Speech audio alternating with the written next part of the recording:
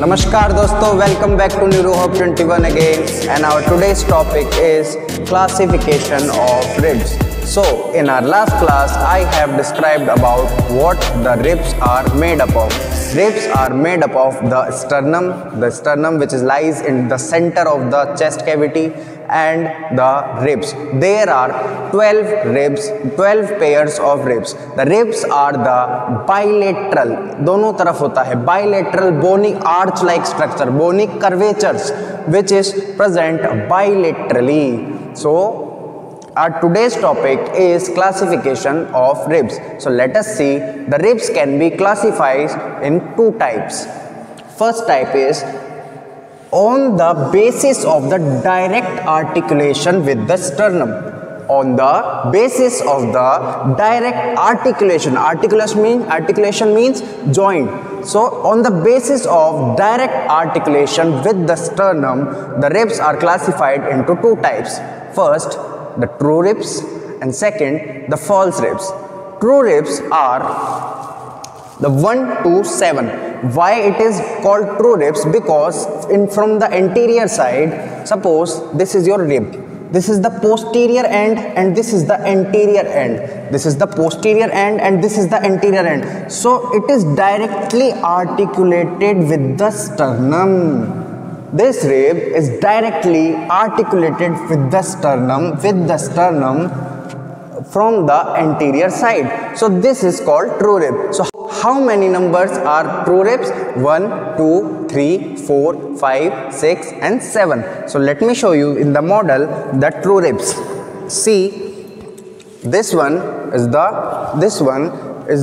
first rib. This one is the first rib. It is directly articulated with the sternum with the help of costal cartilage. This is the second rib. It is articulated directly with the sternum with the help of costal cartilage.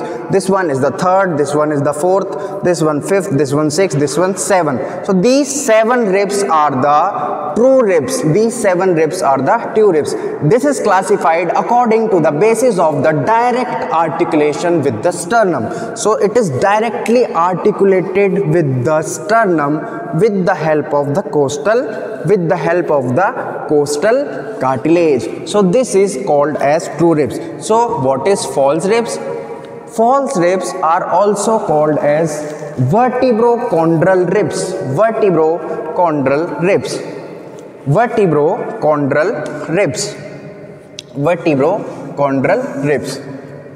false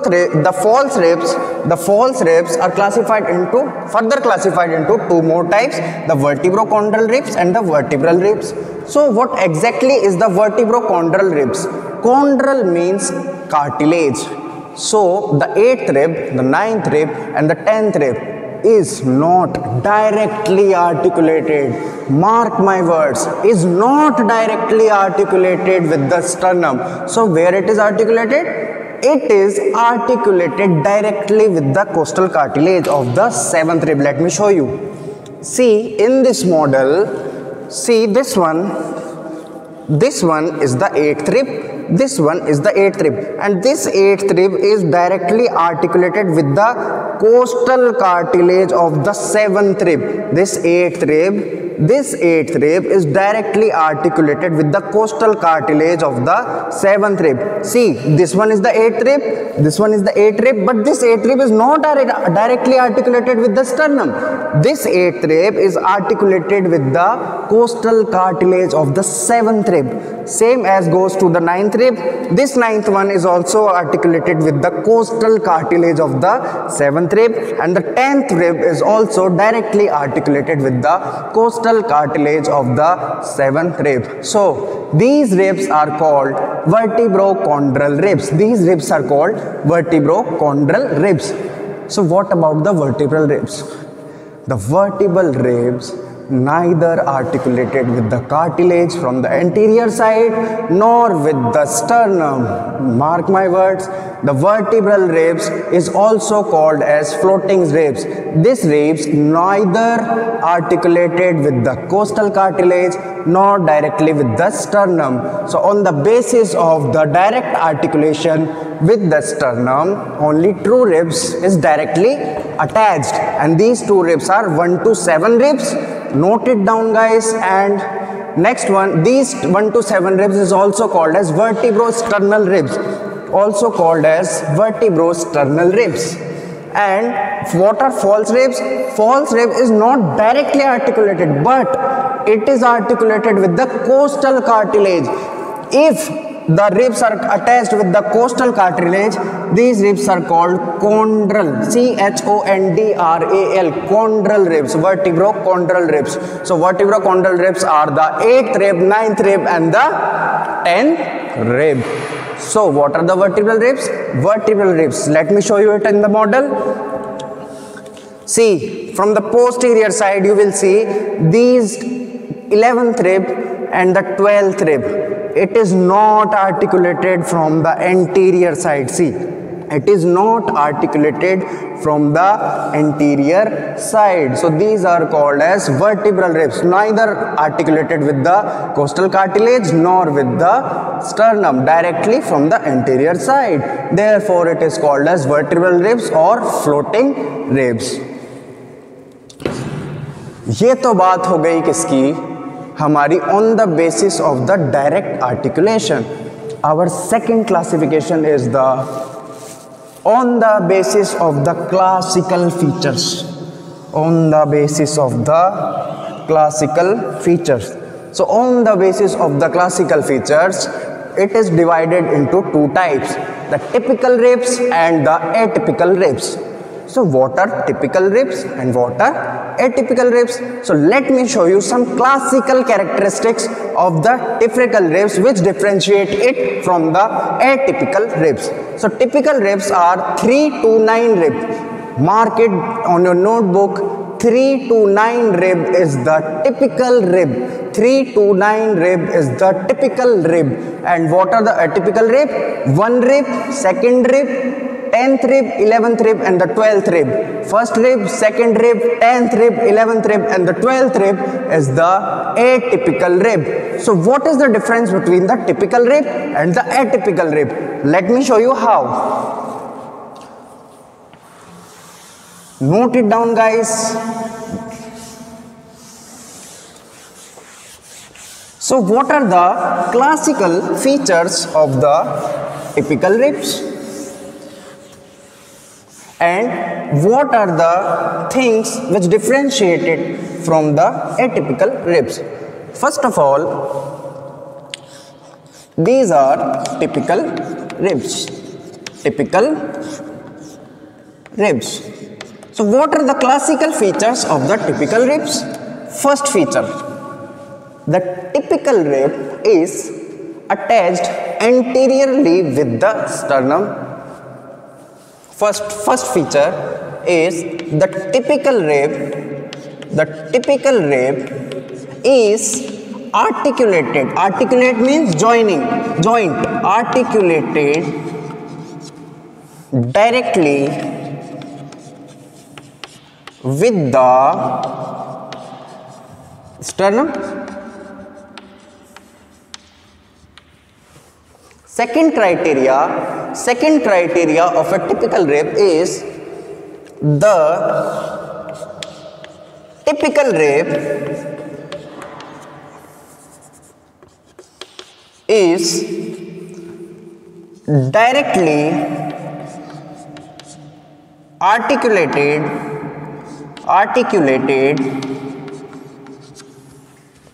with the vertebral column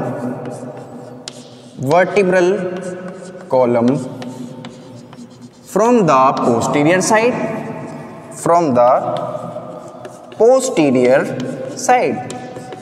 So let me explain you this point. This is the rib. This is the example of the typical rib because it is directly articulated anteriorly with the sternum and it is directly articulated from the posterior side with the vertebral column. So this rib fulfills the criteria of the typical rib. Next criteria of the typical rib. The posterior part of the rib. The posterior part of the rib contains head, neck and tubercle. Head, neck and tubercle. So let me explain you this third point. The posterior part of the rib contains the head, the neck and the tubercle. So this portion of the posterior side is called head. This portion of the posterior side of the rib is called head of the rib from the posterior end. And there is a tubercle present in the posterior side of the rib, both sides. This is the head of the rib, and this is the tubercle of the rib, and this portion is this is the tubercle of the rib. Tubercle means a prominence. एक उभारनुमा structure present होता है rib में पीछे की side, जिसको हम क्या बोलते हैं, tubercle. So this one is the head, this one is the tubercle, and this portion is the neck of the rib.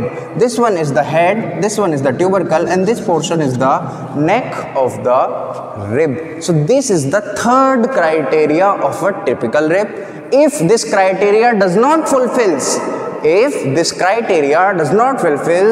it is not a typical rib. Now the fourth criteria, let me delete it. The fourth criteria of a typical rib is the head of the rib will articulate with the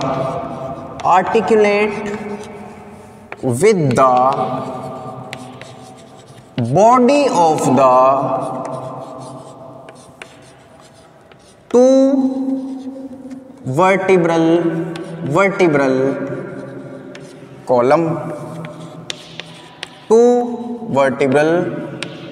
column. Suppose this is the vertebral column. So this is the head of the vertebra. This is the head of the rib. This is the head of the rib. So this head of the rib will articulate with the body of the two vertebra.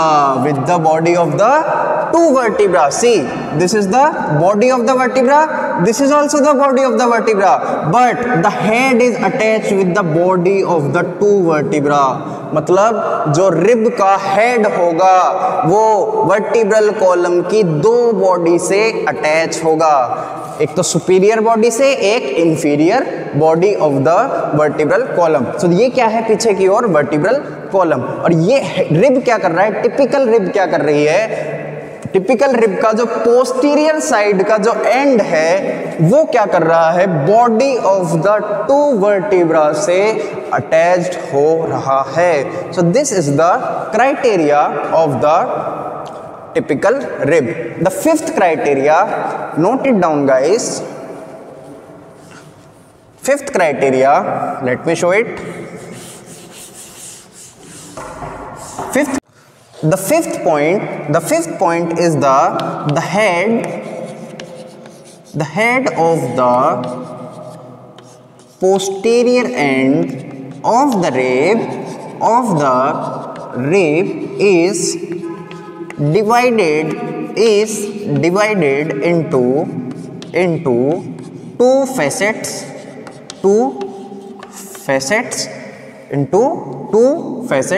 with crest. Let me explain you this point. See, this is the head of the posterior end. This is the head of the posterior and. मतलब rib का जो ये पूरी rib है, इस rib का पीछे वाला भाग क्या है, इस रिब का पीछे वाला भाग क्या है, पोस्टीरियर एंड। तो इस पोस्टीरियर एंड में इसको क्या बोल रहा हूँ मैं, हेड बोल रहा हूँ। क्या बोल रहा हूँ इसको, हेड बोल रहा हूँ। ये हेड क्या है, दो भाग में डिवाइड होता है, दो भाग में डिवाइड होता है, और जो चीज़ उसको दो भाग में डिवाइड करती है उसको बोलते हैं हम क्या, क्रेस्ट। उसको क्या बोलते हैं, क्रेस्ट, CREST, क्रेस्ट। और जो ये वाला पार्ट होगा और जो ये वाला पार्ट होगा, इनको क्या बोल रहा हूँ मैं, फेसेट। क्या बोल रहा हूँ मैं, फेसेट। मैं इसको आपको दिखाने की, मॉडल में दिखाने की कोशिश करूँगा कि मैं क्या कह रहा हूँ कि ये क्या है, रिब। ये क्या है, रिब का एंटीरियर एंड, और ये क्या है, रिब का पोस्टीरियर एंड। तो ये क्या है, body of the, this one is the body of the, this one is the body of the vertebral column. तो ये क्या कर रही है कि ये जो posterior end of the rib है, जो posterior end of the rib है, वो body of the vertebral column से इस तरीके से अटैच है। तो ये वाला जो पार्ट होगा, देखें मैं इसको मॉडल के थ्रू दिखाने की कोशिश करूं कि रिब का ये वाला जो पार्ट होगा, ये वाला जो पार्ट होगा नीचे, ये वाला और ये वाला ऊपर, इसको जो चीज़ डिवाइड कर रही है, देखिए ये दिस वन, ये this one, this one is the crest, this one is the crest of the rib, and crest is dividing the posterior end of the rib, या we can say that head of the rib। इसको क्या बोल रहा हूँ मैं, head of the rib। head of the rib को ये जो crest है ये facets में डिवाइड कर रही है, इसको क्या बोल रहा हूँ, facet, superior facet and the inferior facet of the head of the posterior end of the rib। तो क्या कह रहा हूँ मैं कि जो head of the posterior end of the rib होगा वो दो फैसेट्स में डिवाइड होगा, और जो चीज़ उसको डिवाइड करेगी उसको मैं क्या कह रहा हूँ, क्रेस्ट। ठीक है। और इससे पहला वाला पॉइंट क्या समझाया कि जो, अब देखें, सपोज कीजिए कि ये दो वर्टिब्रल कॉलम है, ये दो वर्टिब्रल बॉडीज हैं, ठीक है, और ये क्या है, रिब है। तो जो रिब होगी, रिब का जो हेड होगा, रिब का जो हेड होगा वो इस तरीके से, मतलब एक रिब का हेड जो होगा वो दो वर्टिब्रल बॉडी से, देखें, दो वर्टिब्रल बॉडी से कनेक्टेड होगा। एक रिब का जो हेड होगा वो दो वर्टिब्रल बॉडी से कनेक्टेड होगा, और अगर वो दो वर्टिब्रल बॉडी से कनेक्टेड है, अगर वो देखें इस तरीके से, अगर वो दो वर्टिब्रल बॉडी से कनेक्टेड है तो ये सुपीरियर फैसेट तो अपर वर्टिब्रल बॉडी से कनेक्टेड होगा, और इंफीरियर जो फैसेट होगा वो लोअर वर्टिब्रल बॉडी से कनेक्टेड होगा। और जो ये अगर जो head of the rib of the posterior and है, ये यदि टू वर्टिब्रल बॉडी से कनेक्टेड हो, that means it is the type of the typical ribs. It is the type of the typical ribs. I hope आपको ये चीज़ समझ में आई होगी। दोबारा से इसको समझाने की कोशिश करूंगा। जो हेड होगा, देखें कि ये जो हेड है, ये जो हेड है, ये अपर वर्टिब्रल बॉडी से भी और लोअर वर्टिब्रल बॉडी से भी कनेक्टेड है। देखिए अपर वर्टिब्रल बॉडी से भी कनेक्टेड होगा, और इसके नीचे यदि कोई लोअर होगी तो लोअर वर्टिब्रल बॉडी से भी, अपर वर्टिब्रल बॉडी से भी और लोअर वर्टिब्रल बॉडी से भी कनेक्टेड होगा।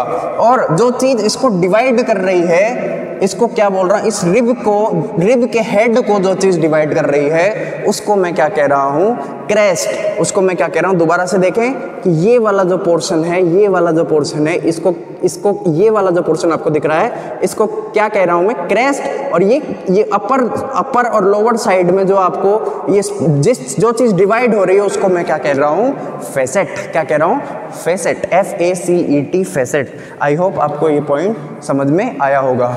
Next criteria of the typical rib is, the next criteria of the typical rib is, देखें टिपिकल रिब का नेक्स्ट क्राइटेरिया क्या है, it have superior border, inferior border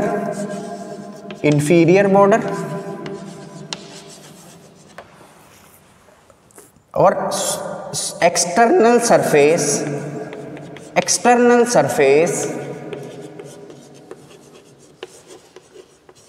और इंटरनल सरफेस। इंटरनल सरफेस मतलब कहने का मतलब क्या कि देखें कि ये जो रिब है, ये वाला जो बॉर्डर होगा, ये वाला जो बॉर्डर होगा, this one is called the superior border and this one is the inferior border and this one is the internal surface and this one is the external surface। यदि अगर टिपिकल रिब के अंदर superior border और inferior border है, that means मैं क्या कहूँगा कि वो एक टिपिकल रिब है, और एक्सटर्नल सरफेस और इंटरनल सरफेस है तो भी वो एक टिपिकल रिब का टाइप है। तो टिपिकल रिब के कुछ क्राइटेरियाज, ये 6 क्राइटेरियाज मैंने आपको बताया जो कि टिपिकल रिब को एटिपिकल रिब से डिफरेंशिएट करते हैं। तो टिपिकल रिब्स के क्या क्या क्राइटेरिया बताए मैंने कि एक सुपीरियर बॉर्डर इंफीरियर बॉर्डर होगा और एक्सटर्नल सरफेस इंटरनल सरफेस होगा। नेक्स्ट क्राइटेरिया मैंने क्या बताया कि जो एंटीरियर एंड होगा, देखें कि जो एंटीरियर एंड है, ये जो anterior end of the rib है वो कोस्टल कार्टिलेज के माध्यम से डायरेक्टली स्टर्नम से आर्टिकुलेटेड होगा, और जो पोस्टीरियर एंड होगा वो टू वर्टिब्रल बॉडी से देखें कि ये एक वर्टिब्रा है, दूसरा कहाँ गया, टू वर्टिब्रल बॉडी है, देखें ये एक वर्टिब्रल बॉडी और ये एक वर्टिब्रल बॉडी। तो इन दोनों वर्टिब्रल बॉडी से क्या होगा कि ये जो रिब है, देखें ये जो रिब है इस तरीके से ये 2 वर्टिब्रल बॉडी से क्या होगा, कनेक्ट होगा। ये 2 वर्टिब्रल बॉडी से इस तरीके से कनेक्ट हो जाएगा। तो ये क्राइटेरिया किसका है, एक टिपिकल रिब का। मतलब एक जो रिब होती है वो 2 वर्टिब्रल बॉडी से, कितनी वर्टिब्रल बॉडी से, 2 वर्टिब्रल बॉडी से कनेक्ट होती है, और this is the criteria of the typical rib. ठीक है, आई होप आपको ये क्राइटेरियाज समझ में आए होंगे। तो टिपिकल रिब्स के कौन कौन से टाइप हो गए, 3 रिब टू 9th रिब। अब हम बात करें कि एटिपिकल रिब टिपिकल रिब क्यों नहीं है, देखता हूं, मैं आपको समझाने की कोशिश करूंगा। Kindly note it down. I hope आपको ये पॉइंट समझ में आया होगा।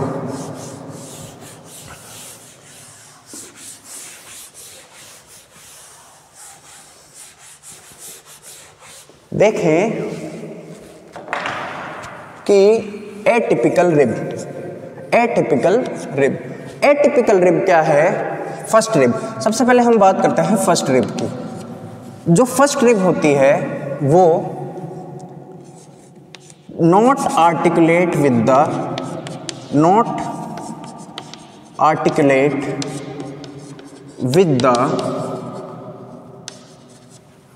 टू वर्टिब्रल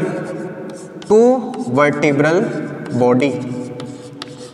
मैंने आपको टिपिकल रिब के अंदर क्या बताया था कि एक जो हेड होगा, पीछे का पोस्टीरियर साइड का जो हेड ऑफ द बॉडी होगा, हेड ऑफ द रिब होगा, देखें कि जो हेड ऑफ द रिब होगा पोस्टीरियर साइड में, वो 2 वर्टिब्रल बॉडी से क्या होगा, आर्टिकुलेटेड होगा। लेकिन फर्स्ट रिब जो होती है वो 2 वर्टिब्रल बॉडी से आर्टिकुलेटेड नहीं होती। तो वो किससे आर्टिकुलेटेड होती है, केवल एक वर्टिब्रल बॉडी से, और वर्टिब्रल बॉडी कौन सी, T1 से। only articulate with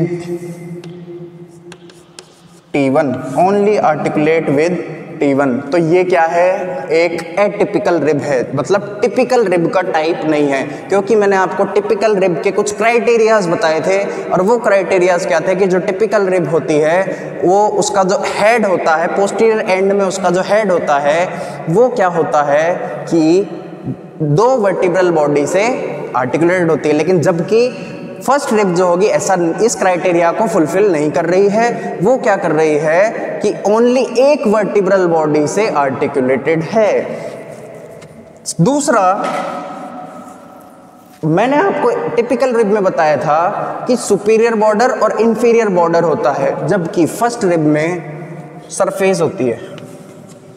जी हाँ, सुपीरियर सरफेस एंड इंफीरियर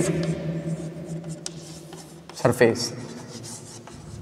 मतलब जो फर्स्ट रिब होगी वो फ्लैट होती है। कैसी होती है? कैसी होती है वो? फ्लैट होती है। फ्लैट होती है का मतलब कि वो क्या होगी, देखें इसमें दिखाने की कोशिश करूं कि इस तरीके से होगी, ऐसी, दिस टाइप। क्या होगी? एकदम चपटी होगी, फ्लैट होगी। और फ्लैट में सुपीरियर सरफेस होगा, सुपीरियर बॉर्डर ना होकर के क्या होगा?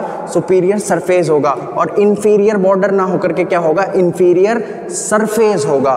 तो वो क्या, टिपिकल रिब क्या होती है? फ्लैट होती है, जिस वजह से सुपीरियर सरफेस और इंफीरियर सरफेस होता है। जबकि टिपिकल रिब में क्या होता है? Superior border. सुपीरियर, देखें टिपिकल रिब दिखाता हूं कि टिपिकल रिब में सुपीरियर बॉर्डर और इंफीरियर बॉर्डर होता है, जबकि एटिपिकल रिब में जो फर्स्ट रिब होती है उसमें क्या होता है? सरफेस होके, बॉर्डर ना होकर के क्या होता है? सुपीरियर सरफेस और इंफीरियर सरफेस प्रेजेंट होता है। तो ये क्राइटेरिया भी फर्स्ट रिब जो है वो फुलफिल नहीं करती। आई होप आपको फर्स्ट रिब समझ में आई होगी। अब first rape, second rape, 10th rape, 11th rape and 12th rape, ये क्या है?